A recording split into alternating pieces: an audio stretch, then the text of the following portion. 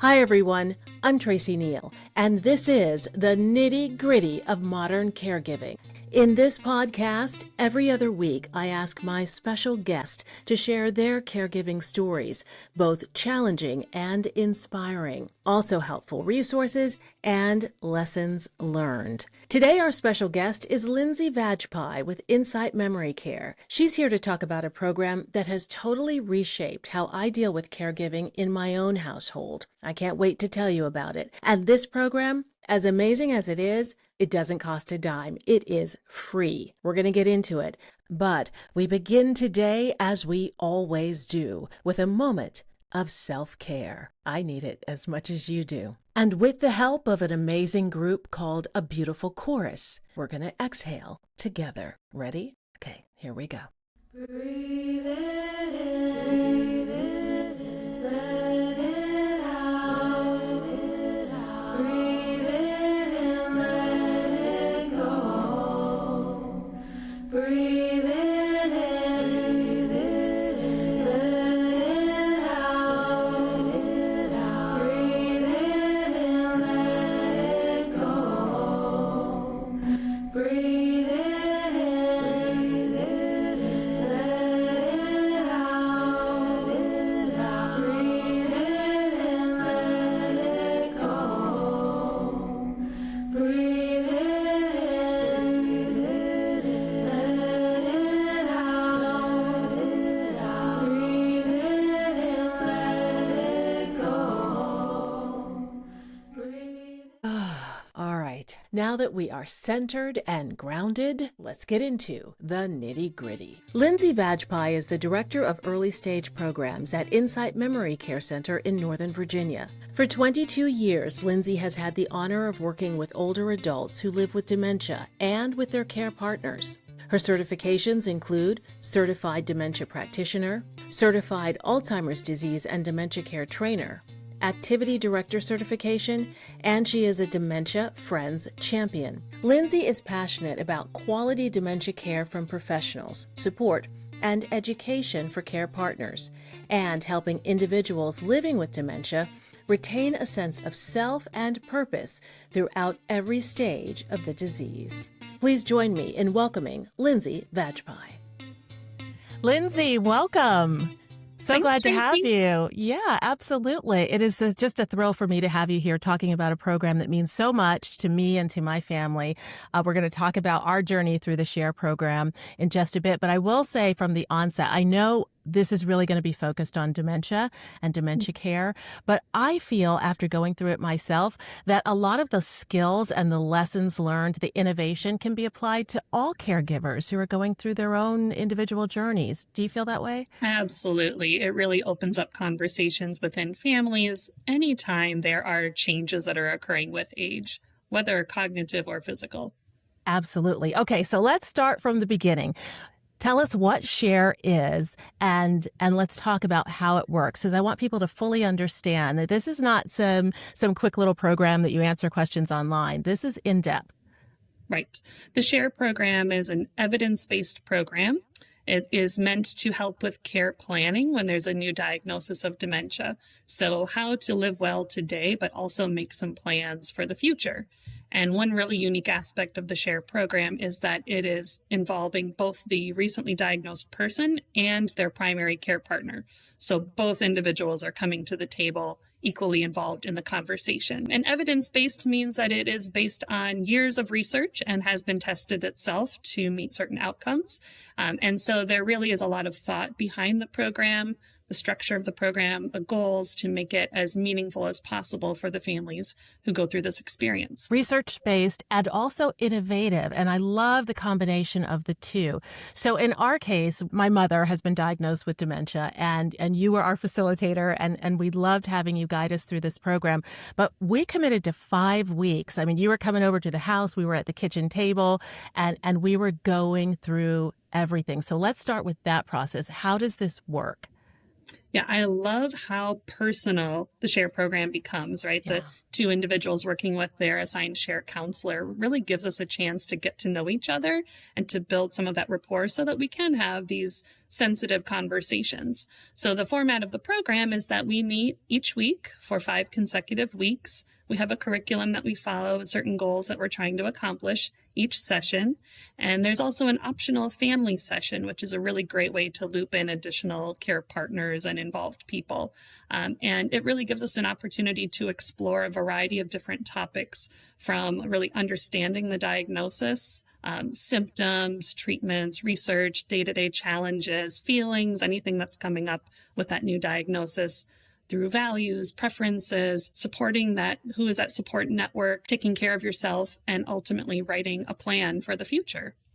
So the first thing that really surprised me was you're like, okay, Tracey, you go out of the room, and you left my mom. Her name is Ruby. You left her there at the kitchen table. And I thought that was brilliant, because if you separate us, then you're getting an honest answer from each of us without sort of thinking about how the other person's going to feel about it, or are we saying the right thing? And that gets kind of muddy because you're used to maybe answering for the person that you care for, but this is a chance for them to speak for themselves if they're able to. One of the unique things about the SHARE program and the way it's designed is that there are a few different series of questions that I ask each partner individually. I call it the newlywed game. You're sort of going to your soundproof booths, you're each answering the same set of questions, and then we come back together to discuss it. And the goal is not that everything needs to exactly match, but it helps open up that conversation, and it gives us a better starting point. How in tune are you as a care partner with your person that you care for, or how far apart is your perception? And then let's open up that conversation and talk through it.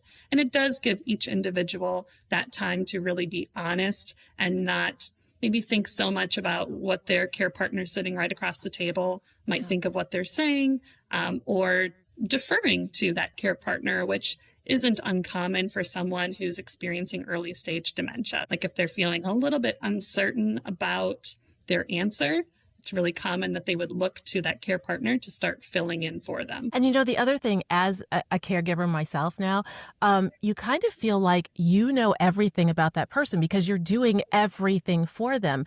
But one thing that was a good wake-up call for me, I thought my mom's number one concern would be what she always voices, that she didn't want to be a burden.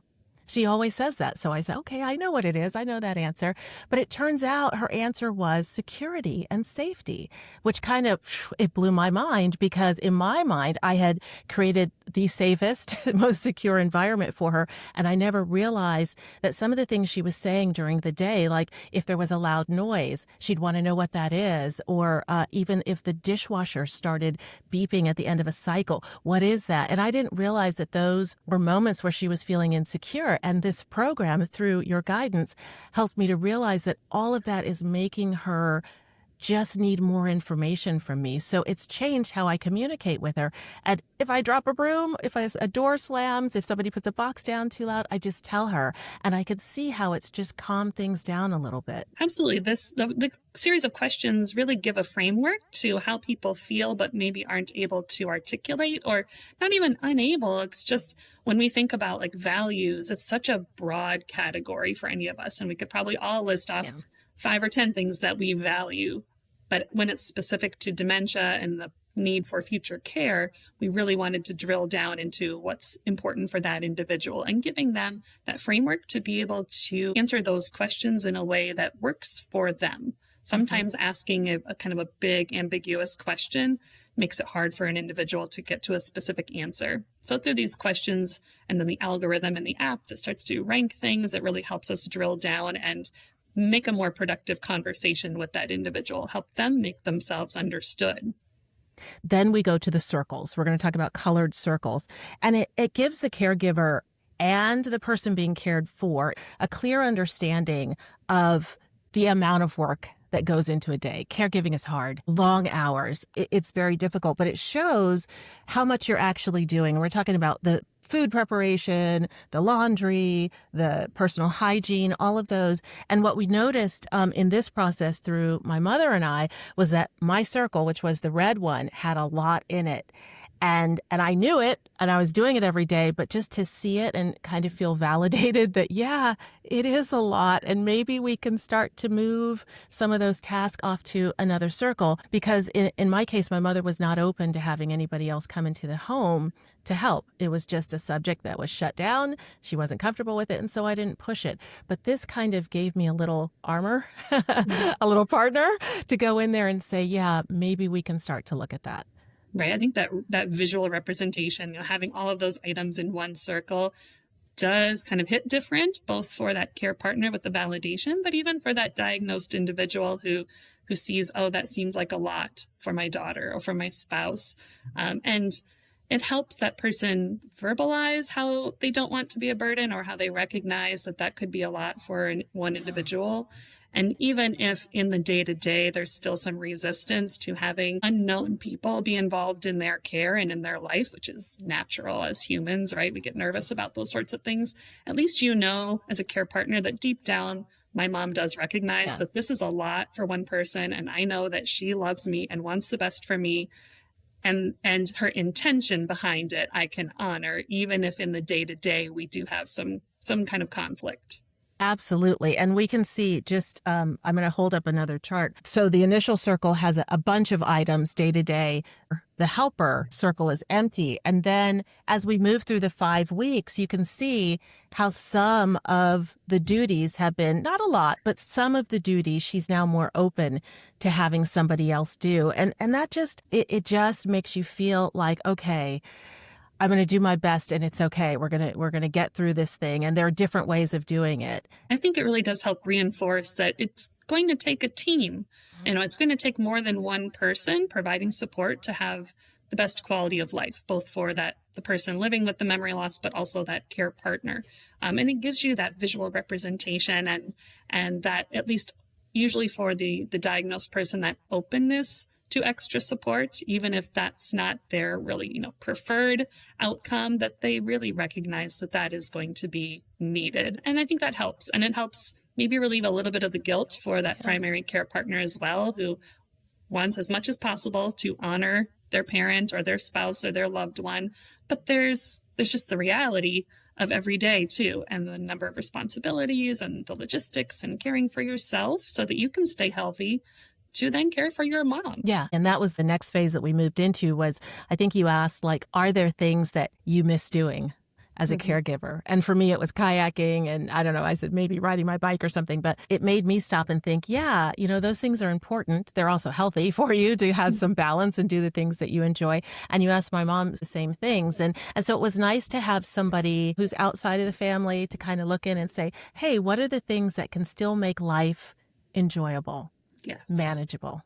Yes. You have to have things that you look forward to in life and things that fill your cup, that help you take care of yourself, that give you energy, that inspire you. And those are important too. And I think when we think of a sort of medical diagnosis, like a form of dementia, we think about doctor's appointments and we think about medications and we think about the ADLs, activities of daily living, and other functional things where we need to provide support. But what about taking care of ourselves as a caregiver? And for the person with memory loss, what can I do to best take care of myself so that we can each bring our best selves into this partnership and have the best life together? And so one of the goals that I have as a counselor in that session where we talk about meaningful activity and self-care is you really have to invest in yourself and include things that help you take care of yourself every day, because this is more of a marathon than a sprint, right? You have to continuously keep yourself in that equation.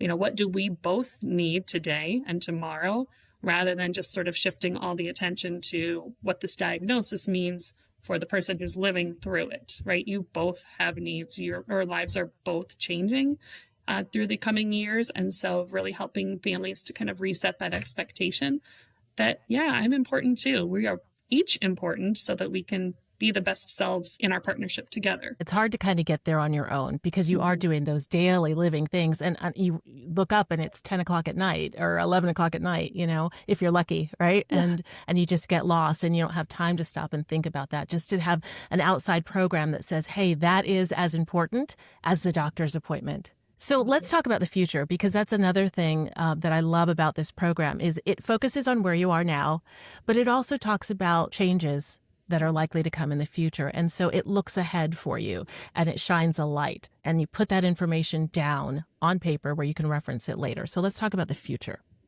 Yeah, it's really hard to think about the future when we're thinking about a progressive condition. Yeah. Where it does create a lot of fear. It creates, just a lot of hard feelings about what might be happening down the road. So we try to shift that perspective into, what if different needs arise, right? As we all get older, whether due to cognitive changes or a physical change, whether expected or unexpected, we will all probably have needs in the future. Yeah. And so being able to think more objectively about these needs, what if I need someone to provide transportation for me? Which if you're living with a progressive condition, like a form of dementia, that is going to happen, right? Or meal preparation or help in the shower or a variety of other kinds of tasks. It helps us really kind of step back and think about who would I prefer to help me, and also who would I be open to. So maybe my preference is to have my primary care partner, but then kind of thinking through the reality of that person might not be available 24/7, 365. So am I open to other people being involved? And I think it does really help that person kind of adjust their expectations. I think for lots of us, we think we're just going to keep doing what we're doing today for years and years and years, right? And we blind ourselves to some of the changes that might occur. And so this gives us a little bit of a safe opening to talk about, if different changes happen, how are we going to address them as a family? I love that, because the changes are coming and you don't want to face it. And you almost can't, as a caregiver, think too much about the future because you have to do your daily stuff and get through it and keep yourself emotionally healthy. So it is hard to look ahead. I think there's such a delicate balance of just living your life today. I mean, don't worry so much about what's going to happen in 5, 10, 15, 20 years. Don't dwell on it, but also don't ignore it. Don't put your head in the sand. You do want to be prepared. You don't want to be caught off guard. Life can be better if you are set up to be ready for it, whether that's in your living environment or financially or by developing a support network. We do want to think about the future, but not get too caught up in that, because it's important that you enjoy every day. One of the things that we talk about at the end of the SHARE program is celebrating your accomplishments, no matter how big or small. Yes. Right. Yes. So an accomplishment isn't necessarily that my mom was excited for me to hire an in-home caregiver, but the accomplishment might be that they were smiling with each other or, gave each other a hug when that caregiver left for the day. And it's like, yes. There was something, a success there, something that went well. I can build on that. That can give me energy and validation to keep moving forward. Those small victories are so important. So very, very important. It's almost like breath or food, you need it to go on. You touched on the R and SHARE, the resources that you guys are able to take that fire hose of resources that's out there, which you just look at it and you're like, oh my gosh, which programs, like, where do I go? What do I do? Because there's so much. And you just sort of drill it down to what you actually need now and what you might actually need in the future. And you're able to compile a list and then hand that to the family. Yes, I think that is one of the benefits of working with a SHARE counselor, like going through this program versus just doing your own research, because there are many different things out there. And as a caregiver, first of all, you're really busy. You've got a lot of other things happening day to day, and you don't have hours to spend researching and then making phone calls and, only to maybe hit a dead end because that isn't the right program for our family. So working with a professional who has knowledge about the senior care industry, about dementia, about resources in the community, really helps you focus your attention on what's going to be most meaningful for our family. And in the SHARE program, we're really documenting all of that into a SHARE plan, which I really think of like a directory. It's basically a list of people, whether family members and friends or community service providers, who can provide support in the future. And we indicate how they can be a source of support. So it is like a fire hose of information. It's like so many things coming at you, and some of it is for now, some of it's for later, some is for your mom, some is for you. And this really gives you that written documentation so that later on you can refer back to it and say, oh yeah, I forgot that resource existed. It might be time for us to give those folks a call. And it really gives you something to look back on so that you're not kind of recreating the wheel, like constantly Yes. trying to research. And often just opening one door, like asking one question of one knowledgeable professional, then leads you to more reliable resources. So you might not know exactly who to call or even quite what you need, but if you have some reliable resources and you called me or you called someone else that you trust, we can then introduce you to other people who can help. And it just saves a care partner energy, time, stress. And that's one of the great things about the program is it just gives you that confidence. It gives you that network to make things a little smoother in the future. Because you can't do it alone. I am learning you just can't do it alone. You may have the best of intentions. You may be an organized person, but like I've got kids, I've got to work. You may have other things, other obligations. And even if you don't, you still can't do it alone. Like there's so much support that you guys are able to drill down what's good, what isn't good, the things to look at. I mean, creative ideas. Like one of them was for me, meal preparation constantly. So, having another senior person come into the house to prepare a meal every now and then. Who knew that was even out there? Yeah. It's fantastic. Yeah. Your shared counselor has a lot of experience working with other families, right? So seeing lots of other ways that people handle different challenges that arise, whether it's with like a specific task in the household, like meal preparation, or a resource or a strategy for some kind of challenge that arises. So they can really help you navigate like where your sort of pain points are and direct you to different kinds of resources or ideas to address them. Because there's no one size fits all solution for anything. Every family is different. Their priorities are different. The geography is different. The resources, the acceptance of, what we're going to allow in our household and what we're not. And so it's kind of navigating this field of different options and figuring out what's going to work best for your family.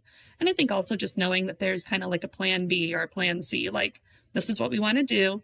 But if that doesn't quite work out, like I know there's this other option that we could then check into. It allows you to just exhale. I mean, and sometimes that's all you need. Exhale and take a deep breath. So let's talk about the family meeting because that's an important step. And I know it's optional, but we did it. And what it did was it opened up some lines of communication. And that is so important because these are tough subjects to talk about. It's for a person like me who's wired kind of the way I am, asking for help isn't the easiest thing in the world. I don't like doing it, but I know through this journey and I accept now I have to. And you were great at teaching me about that and then helping me to do that. So talk about that in general, the family session, how that works, the purpose. Sure. So there is an optional family session in the SHARE program. And I would say in my experience as a SHARE counselor, most families do participate in the family session, right? Because there tend to be adult children, there might be siblings, there might be a best friend. There are additional people involved at some level, even just a backup decision maker, like a successor power of attorney. And those individuals need to know what's important to this person. What is the plan? What is our role in support for the future? And really trying to get everyone on the same page. And it can be challenging. Every family is different, but most families have some difficulty somewhere with having a real open, honest, non-tense conversation about difficult subjects like this, whether it's fear or guilt kind of coming into those interactions or just dynamics, sibling dynamics and interactions with parents and history and all kinds of things that come up. So in the SHARE program, having a SHARE counselor facilitate that family session really kind of gives everyone like focused attention. We know exactly what we're here to talk about.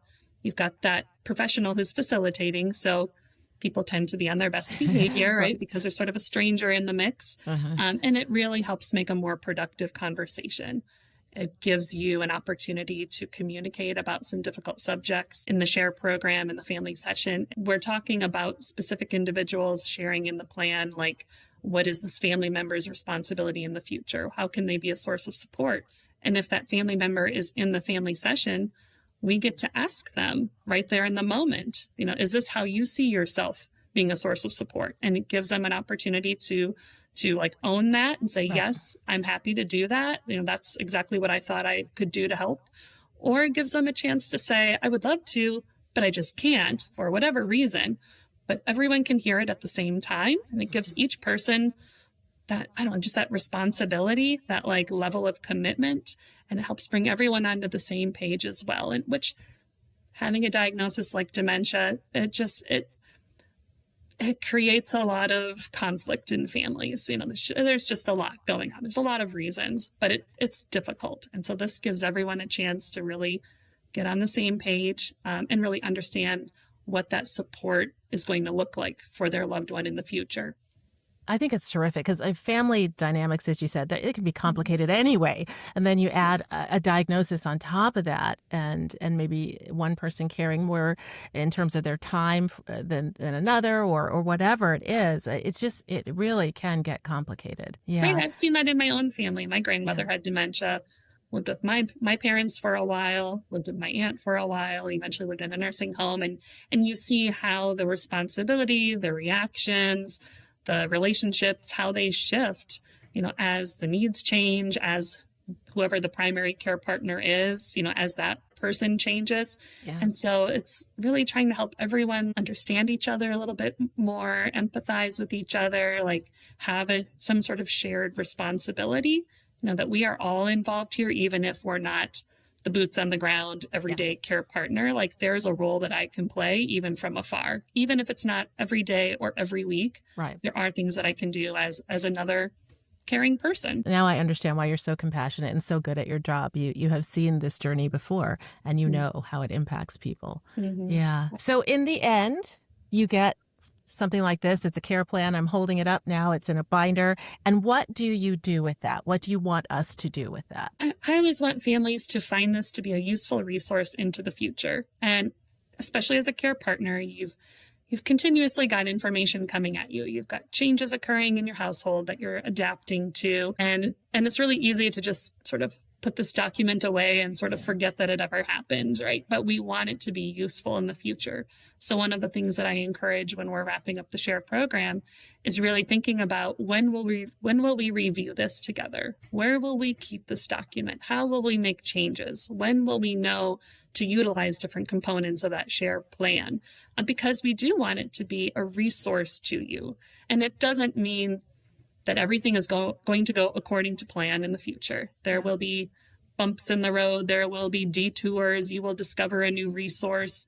Maybe a care partner's availability changes for whatever reason, but you still have this document that you can look back on to help you remember what's really important to the person that I'm caring for. Where is their openness to have additional support? Yeah. What could those supports be? Even if we haven't used them yet, it might be something that I could use now or into the future.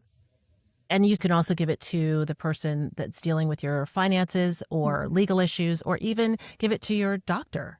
Right. Share it with the doctor, like the neurologist, so that that person really understands what's important to that individual. They're coming at it from a medical side, but as the doctors are thinking about different things that come up, whether medication, treatment, symptoms, it helps them to understand their patient and what's important to them. The financial advisor, if there is someone who can help understand the flow of money, a lot of the different supports are expensive, right? In-home care is expensive, and assisted living is expensive. Care management, most of them do have some kind of cost. So that financial advisor knowing what the plan is helps them help you prepare. If there's a care manager involved in the future, like a social worker or a nurse that helps coordinate services, it gives them kind of a shortcut to what's really important to you. Well, we feel better prepared now and for the future because we have this plan, because we've spent time with you, our SHARE counselor. As a family, we are better for it. And I just want to thank you for taking time to explain the program and maybe bring it to more people so they become aware of it, because you don't know what you don't know, right? Exactly. Is there anything else about SHARE that you want us to know before we wrap up here? Well, no matter where you live around the country, there are SHARE counselors all across the country. And so you can always reach out to the Benjamin Rose Institute on Aging, which is the organization that puts the SHARE program together and trains all of us to deploy it in the community. And at Insight, we do offer the SHARE program via Zoom as well. So no matter where you are, this is a resource that you can access. And so I just encourage families to go out and ask questions, look for those reliable professionals in the community that can help them understand other resources and help them open doors so that you can develop that team, that network of support. Because as you said earlier, Tracey, no one can do this alone. Even with the best intentions, this is just something where you do need a support network. You really do. And we're so grateful to have you on our team. We hope you stay on our team. You're a wonderful team leader. So we want to thank you for your time. Thank you so much, Lindsey, for sharing the Share program with us and with our viewers and our listeners. Oh, thank you, Tracey. It's really been a pleasure. I hope you enjoyed my conversation with Lindsey Vajpeyi, telling us all about the Share program. Here are today's top takeaways. It is free, thanks to some very generous donors.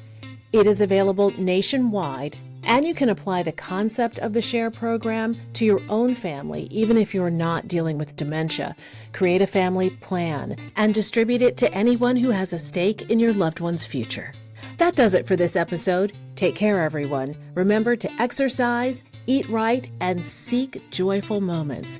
Caregiving family, let's stay connected. You are not alone.